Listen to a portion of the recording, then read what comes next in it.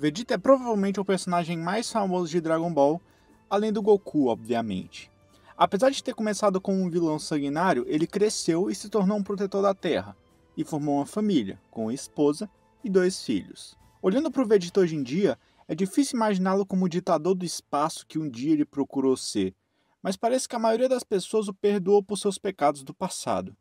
E por outro lado, temos Enji Todoroki, ou Endeavor. Apesar da sua tentativa de melhorar, a maior parte dos personagens, e especialmente a base de fãs, não o perdoou e provavelmente não deveria perdoar, já que suas ações foram completamente horríveis. Mas será que elas foram piores do que as ações do Vegeta? No vídeo de hoje nós vamos falar sobre isso, não esquece de deixar seu like, comentário e se inscrever no canal. Vamos lá!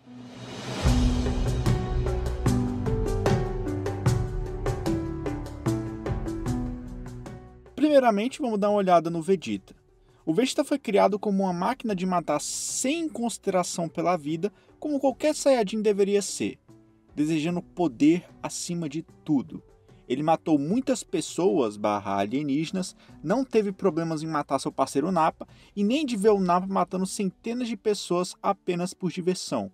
Ele matou Namekuseidins e estava disposto a matar qualquer um que entrasse no seu caminho, incluindo um dos poucos sobreviventes da sua raça, que no caso era o Gohan. Isso tudo sem mencionar como o Vegeta também cometeu genocídio no anime. E mesmo desconsiderando essa última parte, já que não estava no mangá, o Vegeta ainda é uma pessoa horrível na maior parte de Dragon Ball Z. Ele era tão essencialmente mal que quando ele perguntou ao Piccolo se ele iria para o céu ou para o inferno depois de morrer, o Piccolo disse imediatamente que ele estava destinado a ir para o inferno. E olha que o Piccolo nem sabia que o Vegeta foi o estopim da ressurreição do Majin Buu e nem que ele tinha matado diversos civis na arena do torneio só para obrigar o Goku a lutar contra ele, porque ele estava literalmente petrificado nessa hora. O Vegeta foi mal durante praticamente todo o Z. Na maior parte dos arcos ele é o Vegeta que mata, bate e traz seus aliados. Ou você se esqueceu que na saga Cell, o Vegeta é apresentado na Corporação Cápsula, depois ele treina na Sala do Tempo com a promessa de matar o Cell, depois traz seus amigos e deixa o Cell absorver a número 18 e quase destrói a vida na Terra por causa dessa ação egoísta, mas aí por sorte o Gohan derrota o Cell e a Terra fica em paz. Anos depois, o Vegeta é novamente apresentado na Corporação Cápsula, simplesmente treinando, depois ele treina na sala de gravidade com a promessa de superar Goku, depois ele traz seus amigos e deixa Babidi dar poder a ele com a consequência de acelerar o processo de renascimento e aumentar os poderes do Majin Buu e quase destrói a vida na Terra por causa dessa ação egoísta. Mas aí por sorte, o Goku derrota o Majin Buu e a Terra fica em paz. Você viu um padrão aqui? O Vegeta nunca foi bonzinho. O arco de redenção do Vegeta simplesmente nunca acontece em Dragon Ball Z. É só no arco Moro, uns 20 anos depois que Dragon Ball Z acabou, que finalmente o personagem parece lutar em prol daqueles que ele um dia feriu. Ele se sente culpado por ter matado Namekuseidins inocentes no passado, se arrepende do que fez, sabe que o sangue em suas mãos não vai ser apagado, e acima de tudo, ele sabe que está destinado a ir para o inferno. E dessa vez, ele luta a sério contra o Moro, não fica brincando. Em comparação, o Endeavor queria ser muito o herói número 1, e ele fez isso estudando e treinando muito para superar o All Might. E é basicamente isso se você desconsiderar todo o drama familiar. Ele é essencialmente um grande herói, e parece que conquistou todo o seu nome de forma legítima e não se junta aos vilões ou coisa parecida. Isso, óbvio, quando você desconsidera o núcleo familiar do Endeavor. Devido à sua obsessão em superar o All Might, ele se casou com a usuária da peculiaridade do gelo, que é a Rei Rimura, para que ele pudesse produzir o sucessor perfeito que pudesse controlar tanto o fogo quanto o gelo perfeitamente. Ele parecia ter um relacionamento um tanto bom com sua família até o nascimento do Todoroki. Depois que o Todoroki nasceu, Todoroki é o sobrenome, né? O Shoto. Depois que o Shoto nasceu, ele começou a maltratar sua família e abusar de sua esposa a ponto dela ter um colapso mental e Endeavor a mandar para um asilo psiquiátrico apenas para que ela não pudesse distrair o Shoto. Depois ele abusa do Shoto diariamente e negligencia o resto de seus filhos. Inclusive tem um filho aí que eu não vou dar spoiler, porque, porra, spoiler pra caralho, né? De um mangá que ainda está saindo. Então, whatever. Há um bom motivo pelo qual o Endeavor tá na wiki dos vilões e não na wiki dos heróis de Boku no Hero.